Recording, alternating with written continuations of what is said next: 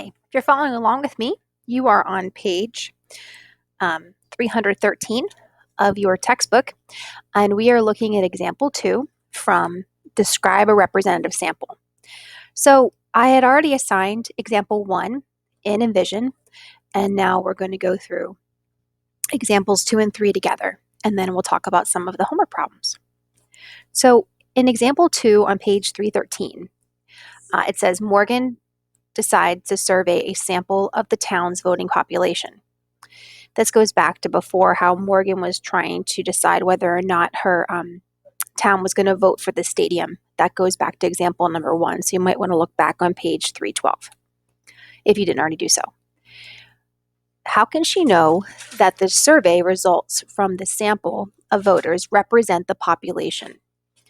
So when you take a sample, you want to make sure that the sample represents. So here's the definition then of a representative sample. A representative sample accurately reflects the characteristics of the entire population. Sometimes to explain that, the best thing would be to have a non-example. So let's say I wanted to know what was the favorite sport of 7th graders at EHMIS. And so I got a sample and I asked every member of the girls' basketball team. Would that be representative of everybody? No, because I would think that they would probably be slightly leaning towards basketball. So that wouldn't be representative. So in order for something to represent, it means it in some way acknowledges every part of the population, so every person's voice has the potential of being heard. A random sample, that's the other word here, random sample, is each member of the population has an equal chance of being chosen or being included. They talk back about random events in probability, where if you were playing a game and you were just going to say randomly choose the next number of spaces you were going to move. Well, that wouldn't be random. But so we use things like dice and cards and spinners to help create a random number generator. So the same thing goes with a random sample. Every person in the population should have a chance of being chosen.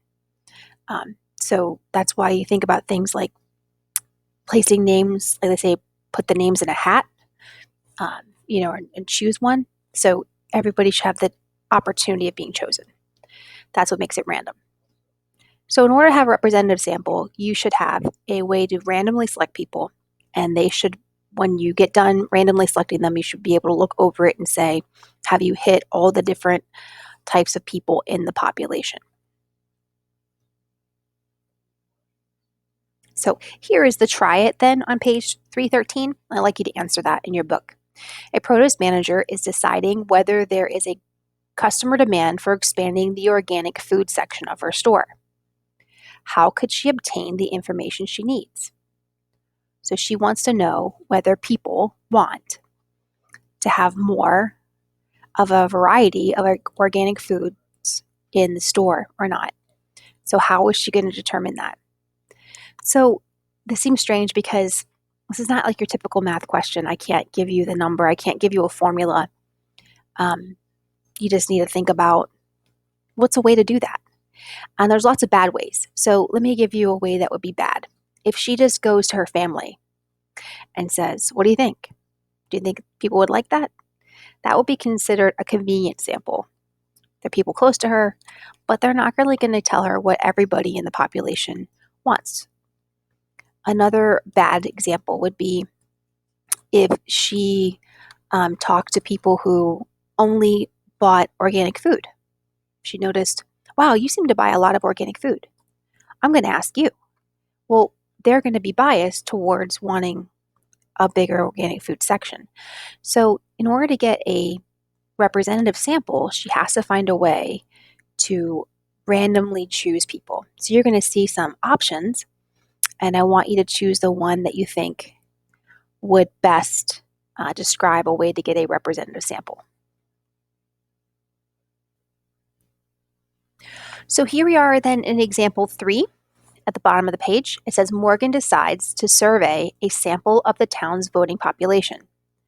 How can Morgan generate a random sample of the town's voting population? So then there are some steps. And here's how she can do it. Because they're asking you the question, now here's the answer. So step 1, she can define who she really wants to know about. So defining the population means who do you really want this information from? Who are you looking at? So she wants to know from the registered voters of the town, because not just anybody, but the people who are actually going to make this decision, the people who are voting. Number 2, choose a sample size and choose well. So you want to think about something that's reasonable, that you can actually ask the people, but at the same time isn't such a small number that it would be too few to actually get a representative sample. So she chooses 100. Number 3, make or acquire a list of all the members of the population. So she would need to get a list of the registered voters in order for her to be able to generate this random sample. Then she's going to assign a number to each person. And then you're going to see how that number comes into play. Generate a list of random numbers. So there are these things called random number generators. Some calculators have them. They're on the internet. You could use dice to do that. You could use spinners. But you could find a way to actually randomly choose a number. And then she would use that list. She'd have the number that came up on the generator, match it up with the person on the list, who that number is, and then that would be one of the people she'd have to sample. So next, here we are on page 315, and at the top, this is where they have, the key concept is where they have the definitions of the key concepts from this. So a population is an entire group of people, objects, or animals or plants. So remember, a population can actually be when you're doing scientific research, the population could be, trees in a grove, or when you're doing science, when you're out with Mr. Grindle and you're looking at the fish in the pond, your population could be the fish in that actual pond. So it doesn't have to be people to be a population. And then a sample is subset, means a small part. So they're taking a sample out of that population.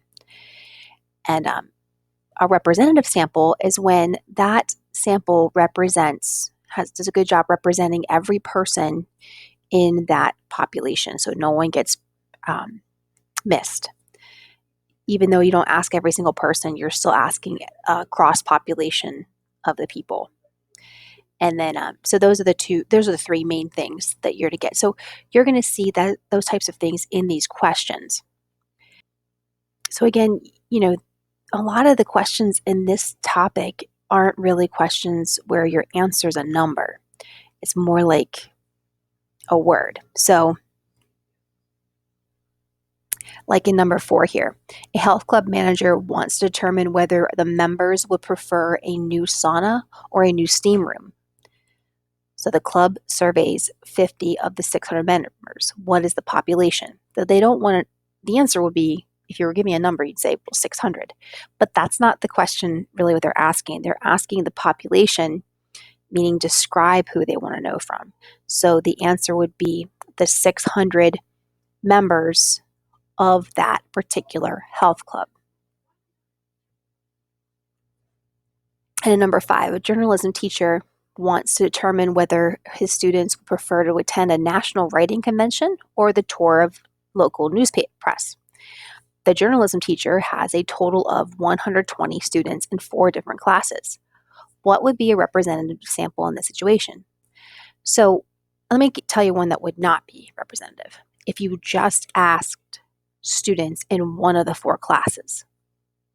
So in order for it to be representative, you would want to try to get students from a variety of classes. You would want to make sure to get students from a variety. You want to get different genders. You would want to get all boys or all girls. And you wouldn't want to just ask students that you knew were more into creative writing than other types of writing. So you want to get a random sampling. And I think the answer in the book is the teacher could put names into a hat and randomly select them. But you're allowed, when you're done, to look at your results and say, it just so happened that I randomly selected all the kids from period 2 and redo it. So just so you know. And the last one is Garrett wants to find out which restaurant people think serves the best beef brisket in town. What is the population? Again, this isn't a number. The population here are the people in his town, because he wanted to know about the best beef brisket in town. So the people in his town. Which one would not be a representative sample? And the book says, if you only ask the customers from one of those restaurants, that would not be representative. So those are some examples. Following up from here, you'll do some work in the book, and I hope that helped.